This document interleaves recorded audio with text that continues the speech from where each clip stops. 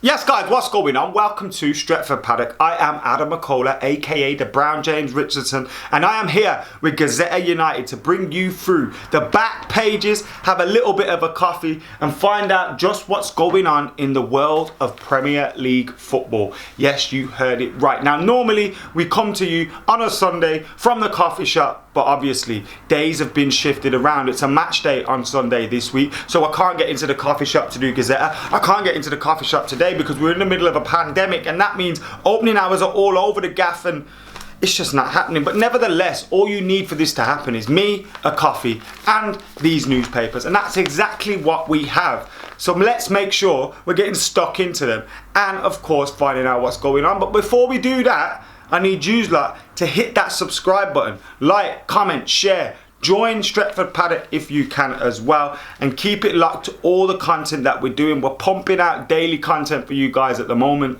Some of you not getting all of the videos, so make sure that bell button's been hit as well. I know you like to call me a bit of a bell end at times, but as long as you hit that bell button and you got notifications on, you can call me what you like. Anyway, let's get stuck into the greatest newspaper, a bit of classic British journalism, the Daily Star. Yes, you heard it right. And on the back page of the Daily Star, it has got Leeds are going up, staying up with West Ham's win over Watford, a huge win for David Moyes, and it means that West Ham coming to our game probably not needing the points as much, which is great for us as well. And then down here, we've got Fat Frank talking about fears paying costly FA Cup penalty, harm and a leg. Frank Lampard has told his Chelsea players not to leave their legs dangling at Wembley tomorrow, or Manchester United will make them pay.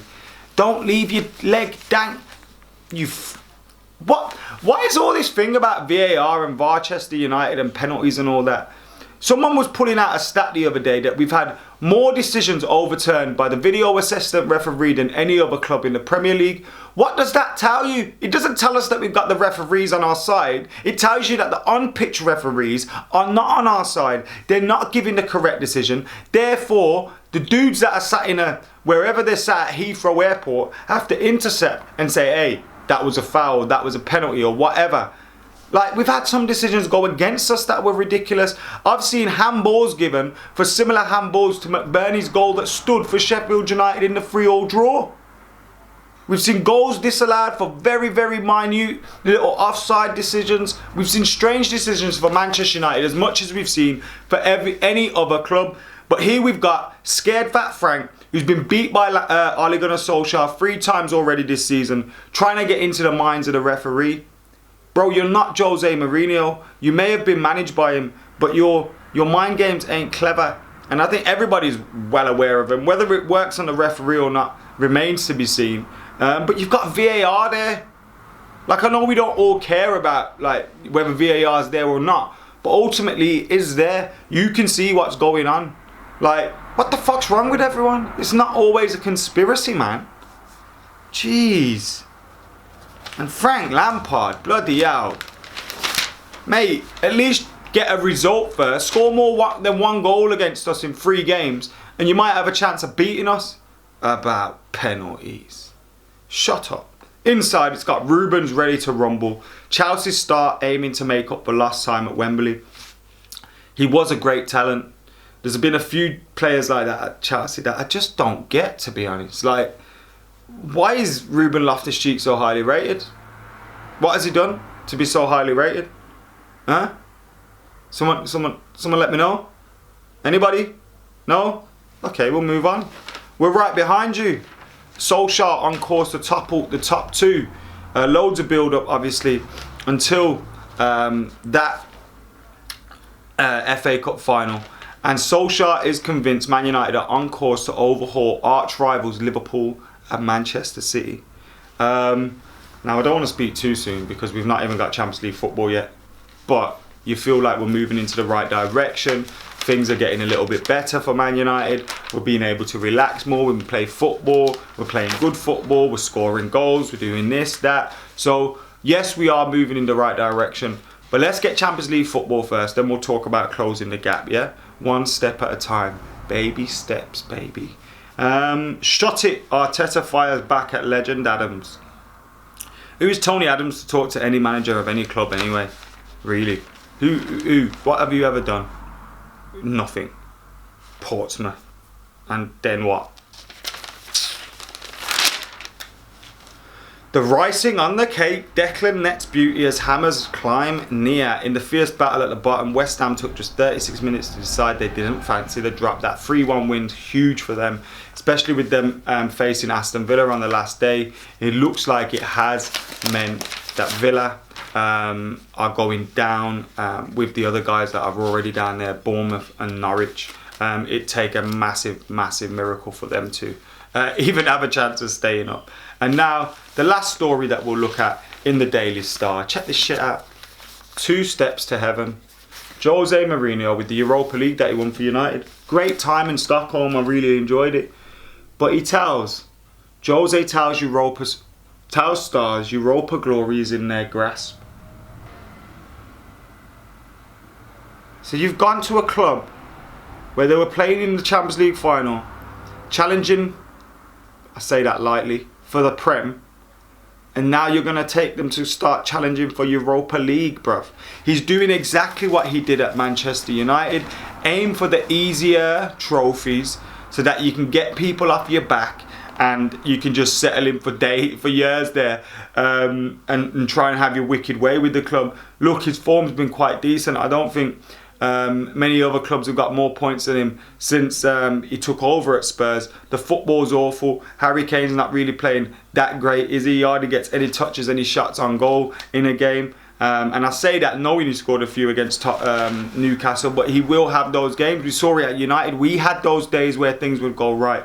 But trust me, look at him lowering their standards already. And you could say it's Spurs, they don't have any standards. And you know what? You'd be right. But their last manager had him in a Champions League final about a year ago. And now their next manager's telling them, hey, you know what? You lot can win the Europa League. Talk about a fall from grace for not only Mourinho, but Spurs too. Spurs too. Anyway, moving on. We are now on the Express, and we've got on the back of the Express, back in the big time. Leeds United are coming up for the first time since they were relegated. In what, 2004 was it? Incredible, incredible stuff. And whilst we have a massive rivalry with Leeds, we hate them. We're going to have them games to cover, and it's going to be absolutely amazing. I remember some huge games against Leeds over the past years. I remember one particularly when Beckham was left in the stands and Andy Cole scored at Ellen Road to make it 1-0. I can remember Jemba scoring there in the League Cup game. We've had some great memories there. And Marcelo Bielsa, who I think is a fantastic coach, obviously bringing Leeds up. They didn't fall apart this time, did they? There's also a story that there could be fans back in Premier League grounds within 5 weeks, with a friendly between 2 top flights likely to be test for the new socially distanced football crowds. Failing that, the FA are keen to volunteer Wembley as the perfect environment for the return of spectators in competitive football, with the Community Shield, which could take place on August the 29th. So we could have football going on August the 29th, with Liverpool set to feature in the Community Shield against whoever wins the FA Cup final. So fans could be back very soon. Now, what I would say is, hold your horses. It's not going to be 80, 90,000 at Wembley, is it? It's not going to be 75,000 at Old Trafford, is it? We're probably not going to get to see those kind of numbers at those kind of stadiums for a long, long time. And I imagine it'd just be maybe 10% capacity, 20% capacity, so that they can keep social distancing in play, and just so they can keep the coffers ticking over, bring some money in, get some staff working, you know, those kind of things. But I can't see it being a whole return to football. It might be a rota basis on the season tickets, which will be interesting. Brian Robson believes Manchester United must win a trophy to prove they are a major force again. United going to tomorrow's FA Cup semi-final against Chelsea in a 19-game unbeaten run and playing their best football since the glory days under Sir Alex Ferguson. I think that's fair to say. Robson said these next few weeks are going to define where the lads are. In my last couple of years at the club, when we won the first Premier League, then the double, we'd look at each other and think, nah, will not get beat today. United are getting close to that, but they have to win something to get that belief. If we can beat Chelsea and get to the FA Cup final, we've also got a great chance in the Europa League, and hopefully we can finish in the top 4. The most important thing is to be in the Champions League next season. But he is right. The kind of lift that could give the players and the manager, Ole Gunnar Solskjaer, could make him feel like he belongs finally as a manager at Manchester United, because it's always felt like maybe, you know, he's lucky to be here or whatever. I wouldn't be here if he wasn't a club legend, all that. Well, maybe actually winning the trophy just banishes all of that.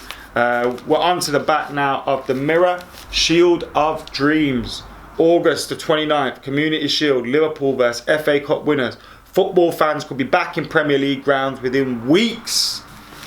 But like I said, let's not get too excited just yet. You know, if you're a member of Man United and not a season ticket holder, you're probably not going to be able to buy a ticket for a long time. If you're a season ticket holder, that doesn't mean you're guaranteed a seat either. I mean, I'm not. Nobody is. Like, you're not guaranteed a seat, because I doubt these games are going to be full. They're not going to be full up. It's going to be reduced capacity, god damn it. Still exciting though, and it's still going to be really weird. I want to be at that first game back at Old Trafford, just so I can say I was there. And you know what? I'm missing football. All these games. Martial's first hat-trick, I missed it. Marcus Rashford and Martial scoring every fucking game. I know the first game I go back we're going to lose and they're not going to score and not even going to play. It's going to piss me right off. First cup is the deepest. I like that. I like that play on words. Some people will remember the tune in here, the older heads. But United legend Robbo tells Ali, it's great to see the good times at the back at the club, but they must win a trophy. Don't be a dangler, says Frank Lampard. Mate, you played with Didier Drogba and them, and I've seen you dive before, so please, shut up. Shut up, please. What I love about Robbie Savage's column here, look, come and have a look at this, guys. Come and have a look at this. We're nearly finished now anyway, so I'm sure we can do this. But look at this. I love Robbie Savage. What is he doing? What is he doing? He's pouting and posing like someone's dad on Facebook. What's going on, Robbie? Can we talk about that pose there? Oh, God. Ugh. I couldn't stand for all the sneers of envy about City beating the Euro ban. They stand for so much more than money. All the jealousy and bitterness aimed at Man City after their 2-year ban from Europe was overturned is unfair. Piss off. It's not unfair, Robbie. It's not unfair. I really encourage people to do some research about their owners, man. It's all there for you to see. The internet is free, bruv. Do some fucking research about these people. Anyway, guys, thank you for tuning in. Thank you for watching. Make sure you're liking, commenting, sharing, subscribing, keeping it locked to Stretford Paddock. Join too if you can. You can become an academy member, a first team member. You can do what you want, but keep it locked. Like, comment, share, subscribe. We've got loads coming up for you on the channel. The preview to the FA Cup semi-final. We've got, you know, the watch along around the FA Cup semi-final, where loads is going to be going on. And of course, well, not of course, but listen to this. I'm going to be at Wembley. I'm scheduled there to be doing some work, so we'll have some little bits from Wembley. Anyway, guys, thank you for tuning in. Make sure you're liking, commenting, sharing, and subscribing. For now, I've been Adam McCullough. This has been the Premier League Gazette.